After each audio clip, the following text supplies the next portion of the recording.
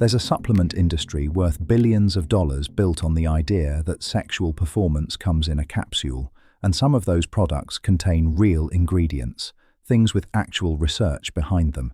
But the most powerful nutritional intervention for your sexual health isn't a supplement at all. It's what's already on your plate. The food you eat every day shapes your hormones, your blood vessels, your inflammation levels, and your brain chemistry. Everything that makes sexual function possible runs through the same biological systems that your diet directly controls. The science on this is clearer than most people realize. The Better Man podcast is produced by Kegel Men for informational and educational purposes only. This is not a substitute for professional medical advice, diagnosis, or treatment. Every episode is reviewed by our medical team, but individual results may vary. Welcome back to the Better Man podcast. I'm Alex. Today we're talking about food, specifically how what you eat affects your sexual health. We'll look at the dietary patterns with the strongest evidence, the specific nutrients and foods that support function, the ones that undermine it, and how to think about all of this in a way that's actually practical. No elimination diets, no supplement lists, just the evidence, clearly explained. Let's start with the big picture, because diet doesn't affect sexual health in one single way. It affects it through multiple overlapping systems, and understanding those systems makes everything else make sense. The first is vascular. As we've covered in previous episodes, erections are fundamentally a blood flow event. Healthy arteries that can dilate quickly, an endothelium that produces enough nitric oxide, blood pressure that's well managed. All of this depends on what you eat. The foods that protect your cardiovascular system protect your erectile function. The foods that damage your cardiovascular system damage it too. The second is hormonal. Testosterone production requires dietary fat, specifically cholesterol, which is the raw material from which testosterone is synthesized. Micronutrient deficiencies, particularly zinc and vitamin D, can impair testosterone synthesis.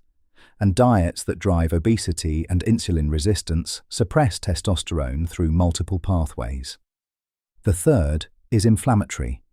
Chronic low-grade inflammation, driven largely by diet, damages blood vessel walls, impairs nitric oxide production, and contributes to the kind of endothelial dysfunction that underlies erectile problems. Anti-inflammatory eating patterns consistently show up in the research as protective for sexual function. The fourth is neurological. Neurotransmitters involved in sexual desire and arousal, dopamine, serotonin, nitric oxide, are synthesized from dietary precursors. What you eat influences your brain's ability to produce the chemicals that drive desire and response. So which dietary pattern does the evidence support most strongly? The Mediterranean diet has the most consistent and robust research behind it. A study published in the American Journal of Clinical Nutrition found that men following a Mediterranean dietary pattern had significantly lower rates of erectile dysfunction than men on a typical Western diet. A large Italian study of over 2,000 men found that those most closely following Mediterranean dietary principles had a 22% lower risk of erectile dysfunction. The Mediterranean diet isn't a rigid prescription, it's a pattern. It's characterized by high intake of vegetables, fruits, legumes, whole grains, nuts, and olive oil. Fish and seafood feature regularly. Red meat appears occasionally, not daily. Dairy is moderate, and wine, if consumed, is in moderation and with meals. It's the opposite of the ultra-processed, high-sugar, high-saturated fat pattern that dominates much of the modern food environment. What makes it work for sexual health specifically? It's protective of endothelial function, anti-inflammatory, supportive of healthy blood pressure and lipid profiles, and associated with better insulin sensitivity. Every one of those mechanisms directly supports vascular and hormonal health. Within that broader pattern, certain foods stand out as particularly relevant for sexual function. Leafy green vegetables, spinach, rocket, kale, Swiss chard, are among the richest dietary sources of nitrates. Your body converts dietary nitrates into nitric oxide, the same molecule that signals your penile arteries to dilate during arousal. Beetroot deserves special mention here. Research has shown that beetroot juice can significantly increase circulating nitric oxide levels. It's not a magic cure, but as a regular part of your diet, it directly supports the vascular mechanism that erections depend on. Foods rich in flavonoids, particularly dark berries like blueberries, blackberries, and cherries, along with citrus fruits and dark chocolate, have been associated with meaningful reductions in erectile dysfunction risk. A large Harvard study of over 50,000 men found that those with the highest flavonoid intake had a 9 to 11% lower risk of erectile dysfunction than those with the lowest. The effect was strongest for anthocyanins, the pigments found in dark berries. The mechanism is endothelial protection. Flavonoids reduce oxidative stress and support the health of blood vessel linings. Fatty fish, salmon, mackerel, sardines, trout provide omega-3 fatty acids that reduce inflammation, improve blood flow, and have been associated with better cardiovascular outcomes. The anti-inflammatory effect is relevant throughout the sexual health system. Nuts and seeds, particularly walnuts, are a source of L-arginine, an amino acid that serves as a precursor to nitric oxide synthesis. They also provide healthy fats that support hormone production.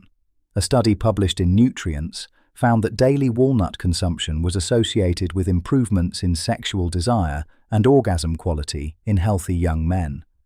Zinc is worth highlighting specifically because it plays a critical role in testosterone synthesis and sperm production. Oysters are the most zinc-dense food there is. A single serving provides multiple times the daily requirement.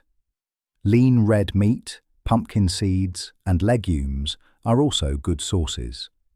Zinc deficiency is associated with lower testosterone levels, and correcting deficiency through diet or supplementation can restore testosterone to normal range. Now for the foods that the evidence consistently links to impaired sexual function.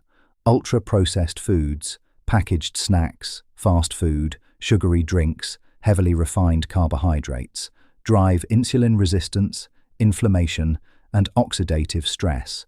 They promote weight gain, particularly visceral fat, which is metabolically active tissue that increases estrogen production and suppresses testosterone. The relationship between ultra-processed food consumption and poor erectile function is well documented and runs through every mechanism we've discussed. Excessive alcohol is one of the most direct dietary suppressants of sexual function. Acutely, alcohol is a central nervous system depressant. It lowers testosterone in the hours following consumption, reduces sensitivity, and impairs the nervous system signals required for erection. Chronically, heavy drinking damages the liver's ability to metabolize estrogen, leading to elevated estrogen relative to testosterone. A drink or two occasionally is a very different picture from regular heavy consumption, but the research is clear that alcohol is not a neutral factor for sexual health. Trans fats, found in some margarines, fried foods, and commercially baked goods, are directly damaging to endothelial function. They're being phased out in many countries, but they still appear in food products and are worth actively avoiding. High-sodium diets contribute to elevated blood pressure, which damages blood vessels over time.